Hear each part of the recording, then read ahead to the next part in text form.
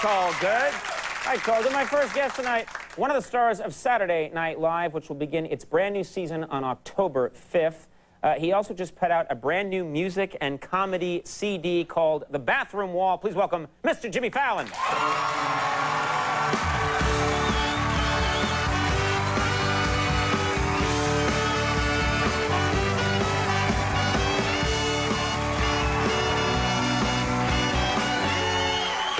Thank you.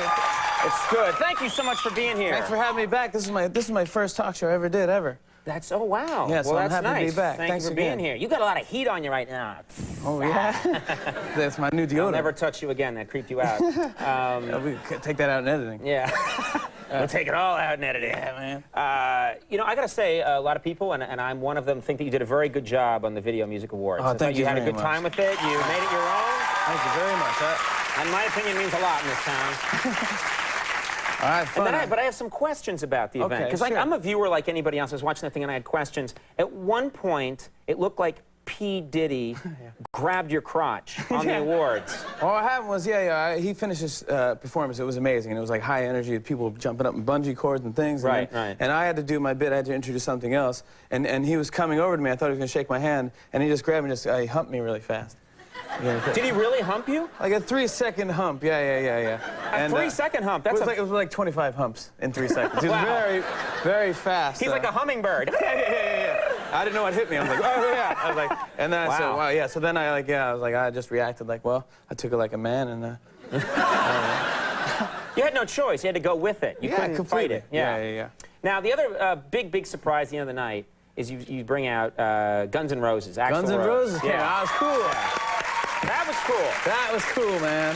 Now, what was it like, you know, seeing Axl? You're a fan. You're a big Guns N' Roses fan, yeah, as a lot of people are. And so what was it like for you to, like, see the guy in person? It was pretty. He's got a new face. Right. Which is nice. got a little work done, maybe. Yeah. New band, new face. Yeah, it was pretty cool to see him. It's like he's bigger now, too. He's got, like, a football jersey on. Is he bigger like muscle, or is he just like a chubby, is he a fat guy? No, he's not fat at all. He's like muscle. He's all built. Actually, bears a strong resemblance. What were you doing the night of the awards? Let's just say I've had a lot of work done, too. Okay. Did he still sound the same? I mean, on TV it said like he used to do that, like, a sweet child of mine. Yeah. He can still do that. Could he do the snake thing? Because if you bulk up, he used to be real thin, and he could do the snaky thing. No. But if you bulk up, it becomes a tottering fat guy. That's the problem. No. Well, it was definitely the snake. He did the snake. Yeah. Yeah. It wasn't like, maybe it was like a fat snake, maybe. He did the snake, though. Here's my question. It's Axl Rose, and then there's one other guy from Guns N' Roses, right? But he's still, right? I don't even think there is, no. Right, so it's a whole new band, but he could have gone out there with Foreigner and still said it's Guns N' Roses, right? Well, I mean, if you go out and say, hey, it's Axl Rose and 4 dudes, it's like, and then if you go, hey, it's Guns N' Roses, like, yeah. I want to see that, you know, it sells more tickets. Right. So it's a good idea. All right. Yeah, but he plays all Guns N' Roses songs. Yeah, well, it sounded good. Now, you're a busy man. Yeah, I'm running around like crazy. You were running around like crazy. I see you everywhere. Your love in life is going to Yankees games. You love going to Yankees games. I do like going to Yankee games. I get really drunk during the games. I can't say, because they stopped serving at the 7th inning, you know? Right. Which I still don't get that as an idea. Like, why? Like, you're going to sober up in 2 innings? Like, okay, kids, get in the car. Daddy's sober now. It's 2 innings of baseball. Had 28 minutes to get this alcohol out of my system. And you know, he gathered him up by his feet, you know, so he drank all the way through. But I get so drunk, I start making up words to the organ songs. So it's like, I go, there's a line for the bathroom, but I have to go really bad, so I do what I have to do. Pee in the sink! Somebody gotta do it. Yeah, thank you. And you get people that can move along with that? Yeah, because it makes it faster if you pee in the sink. Now, Derek Jeter, I think I read this somewhere. I know he hosted Saturday Night Live, and then you guys, you didn't become like best friends, but you sort of socialize a little bit. You hang out every now and then. I went out with Derek Jeter once, and this is like, we went to this club, and you know, he's a generous guy. He's always buying stuff for everybody. So we go to this club, and we sit down at this table, and he goes, all right, I'm going to the bathroom. So he leaves, and the waitress comes over, and she goes, if you want to sit at this table, I need a credit card. So I go, you know what? When does anyone buy Derek Jeter something? Right. So I was like, why not? And I was like, so as I'm doing it, it's like slow motion. Everyone's like, no, don't. So I give it to him. I said, whatever. He comes back. We're hanging out. There's a bunch of people hanging out with us. So it's like 2 hours pass by. I say, you know what? All right, I'm going to go home, everybody. So I'm going to cash out. So I go over to the bar to cash out. $1,800. And Was he having like a suit made? What was he doing? What was he doing? How I was thinking like someone ordered like, I'll have an Amstel Light and my month's rent, please. I was like, oh my God. And I was like, well, I didn't know what to do. And I was thinking of like, well, not only that, but like you have to tip. You know, I have to really give them a good tip too, because if I don't, they'll write it in the papers that I'm cheap. You know. Right. Oh my God, man! So I gave her like a $300 tip. You know, and I was like, oh. You have to, yeah. Well, and which is not even that good, but it's like for me, that's $300. You know. Right. It's like I want to go over the table just to grab all the bottles and go mine. I want to put those cheap plastic tops on all the bottles. You know, they're all coming home with me. I paid for this.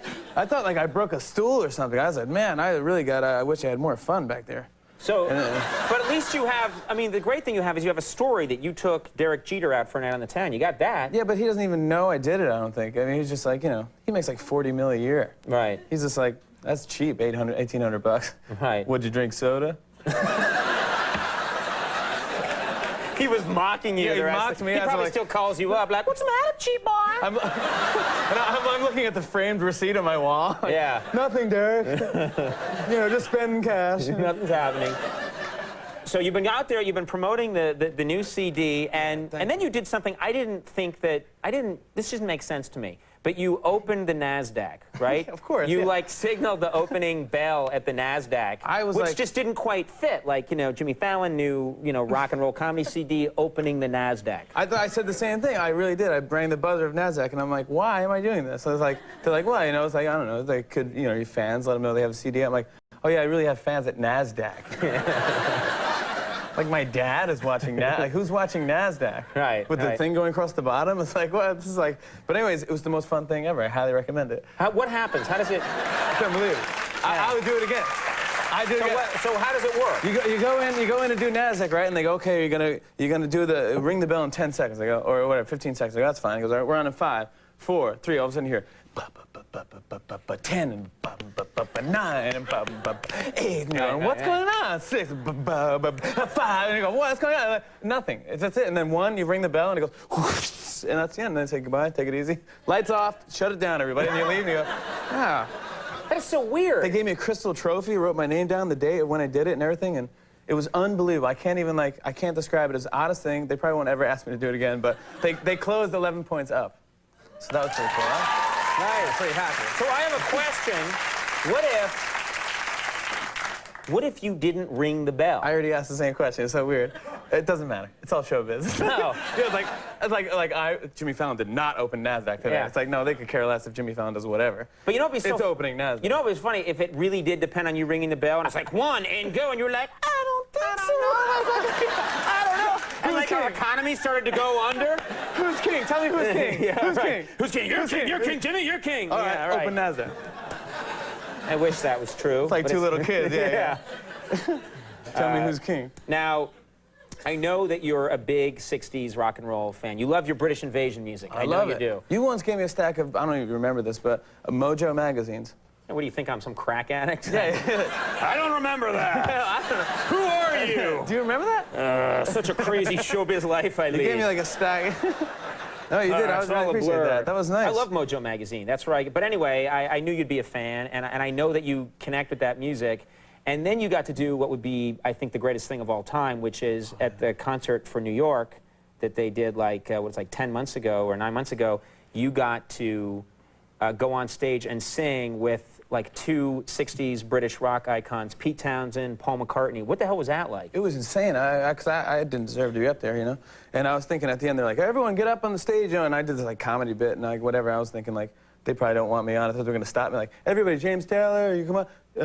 You stay here for a second while he's singing Let It Be. I'm like, oh, no way, man. Right. So I ran out there, and I was like, so cool. And like, Paul McCartney saying Let It Be, I'm doing the thing. And then he does, and then he started singing Freedom, that song, Freedom. And I didn't know the words to Freedom.